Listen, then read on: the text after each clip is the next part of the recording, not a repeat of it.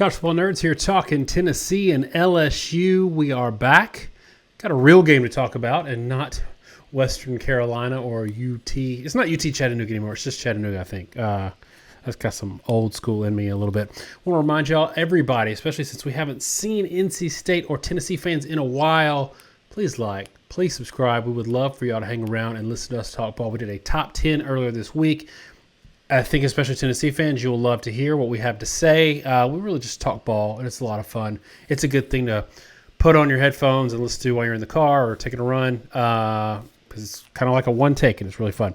All right, Josh, I think that the question marks coming into this season on Tennessee are probably still there to a certain extent because we don't know what their ceiling is. I think that their ceiling could be incredibly high if they work some things out on defense. But one thing that maybe was a question mark was Nico. I think after that Iowa game, there's probably not a lot of concern there just because he kind of performed at a high level. It wasn't an elite performance, but they put up a lot of points, especially for Iowa. What did you see? It's hard, and I want to like caveat all of this with neither one of these teams played anybody worth a crap last week. However, we try to glean what we can from these games. What did you get from Tennessee? Maybe we'll start specifically with Nico's performance. Nico's an interesting quarterback to me because he's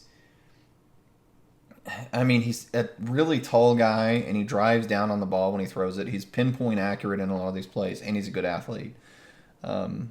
From a thrower, so just take the running part aside, even though that's what he's known for as a thrower, the guy he reminds me the most is kind of trying to put a finger on it. It might be Cam Newton. It's a height thing. The way he throws the ball, everything's a dart. And to be that tall with that much arm strength lets you drive a ball down in a way that most guys can't do. Maybe another guy that can throw like that is Mariota. Both of them, it's really due to their height as much as anything. Trevor Lawrence, all those really tall guys, and Nico has that. But he's really, really powerful with his arm, and he's really good at throwing a flat ball, as I like to put it. I think sometimes his passing falls off a little bit when he has to put arc or has to throw with levels. The advantage he has in this offensive scheme that I really noted with Chattanooga, and let's be clear, Chattanooga was badly outmatched. When Tennessee was in their RPO schemes, right? So where Nico was making a single read and he's reading a linebacker or something on depth, he's choosing to hand it off or he's choosing to throw. Those RPOs, he's just deadly because it's usually a flat throw. You're reading a guy and where he's at, and so you're usually throwing off a clear lane based on throwing around a guy, and you're usually throwing some sort of slant, be it a short slant or a deep slant.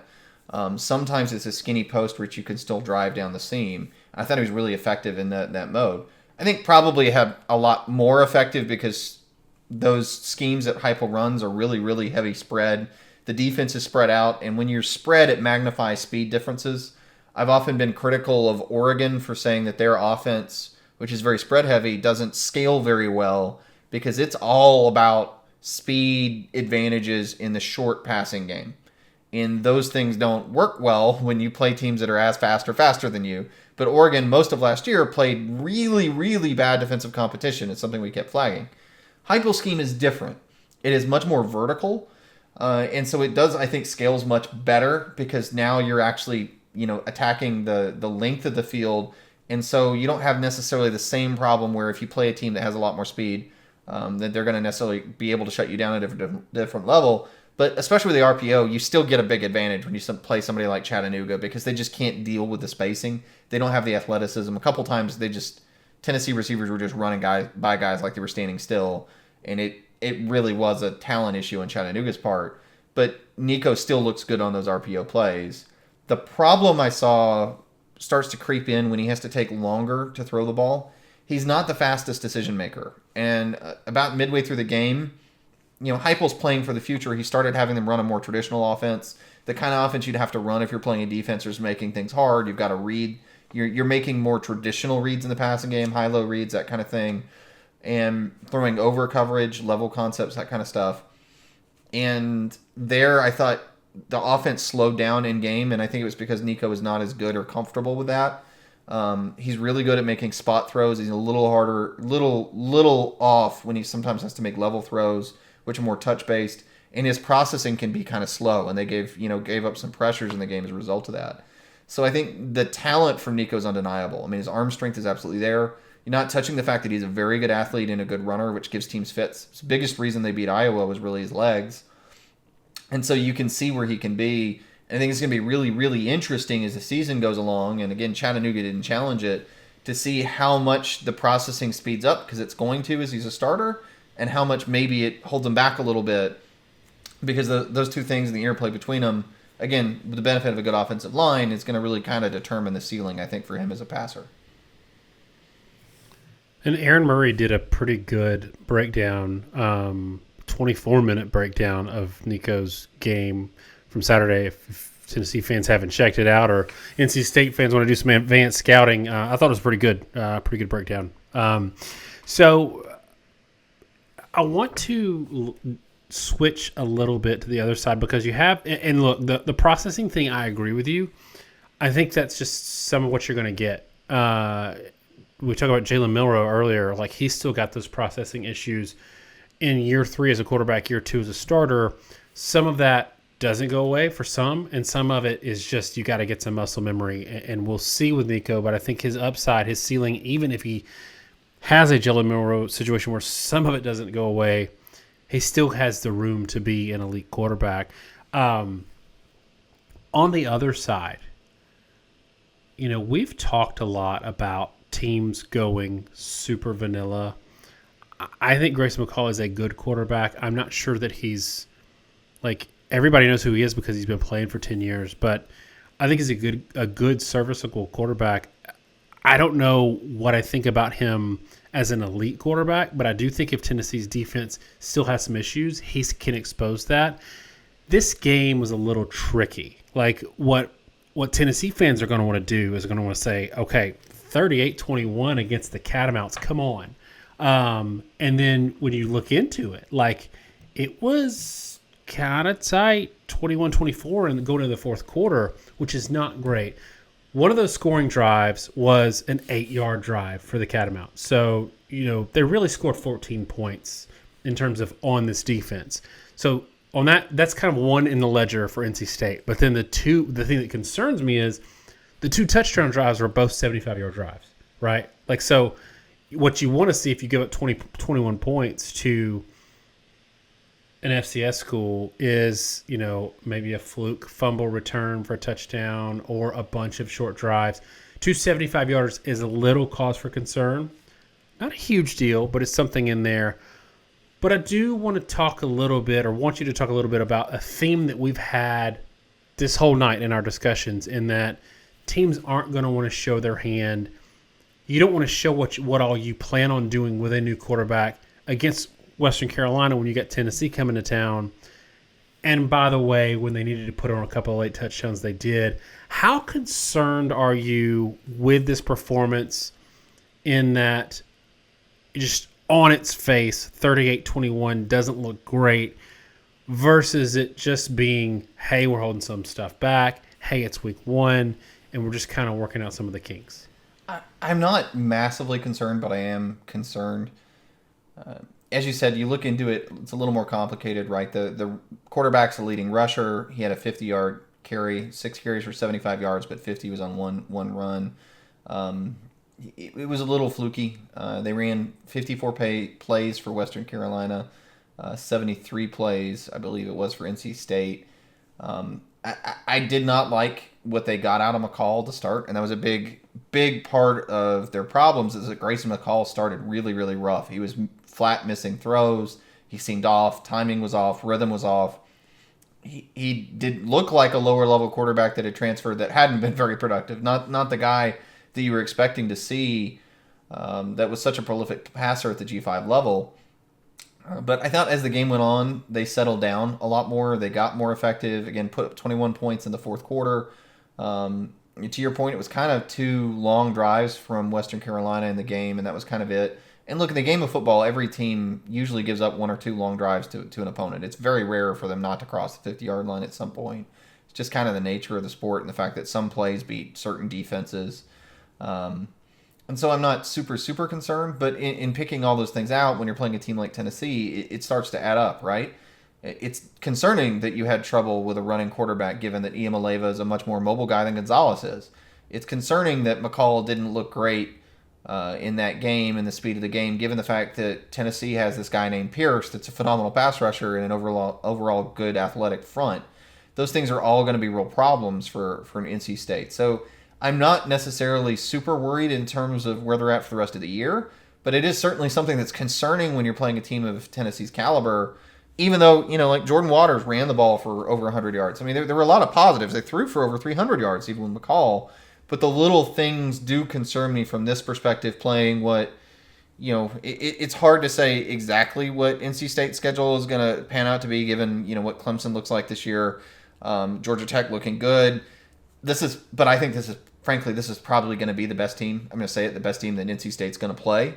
And those nitpicks from week one, I think, do matter, and some of them matter in a bad way for the particular matchups they got in front of them.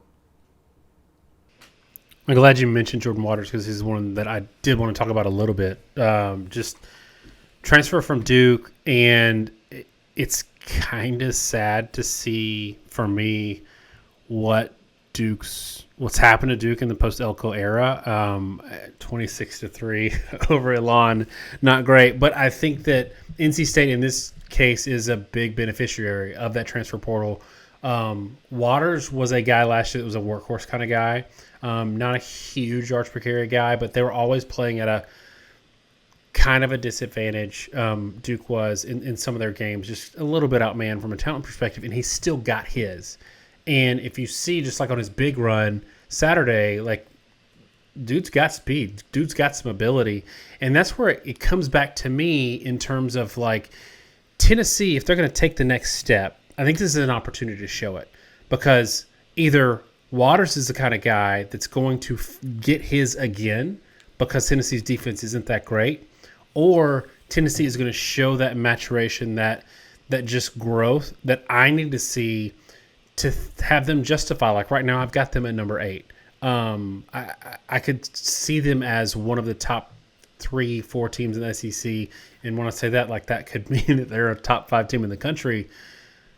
Josh, tell me what you're looking for in terms of Tennessee defensively and their maturity against NC State Saturday, and what you expect, given there are, granted, some unknowns. The biggest question in this game has got to be Tennessee's secondary. It is a largely rebuilt secondary from last year.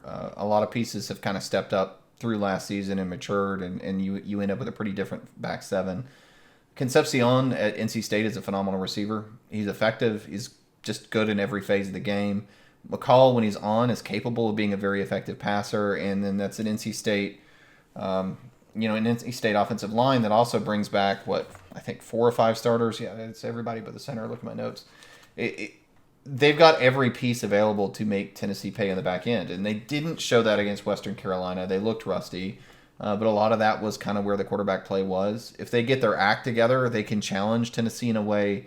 And this is the problem when you play a team like Chattanooga. Chattanooga was not capable of maintaining the line of scrimmage to be able to get off passing plays. And when they did, from a quarterback and receiver standpoint, they're just completely inferior. This may be a latent deficiency. And it's going to be really interesting to me to see where Tennessee's at, because defensively, whether they can handle this passing game or not defines who they are as a team. I think it's pretty notable that even the line is shifted. And I was pulling it up while you were talking because I was curious. It's gone from -4 to -6 in Tennessee's favor. But even -6 isn't that big. And I think that speaks to the fact that there are still some real question marks with Tennessee on the defensive side of the ball. The over-under is at 55.5, which means you're looking at something like a 30-27 kind of game.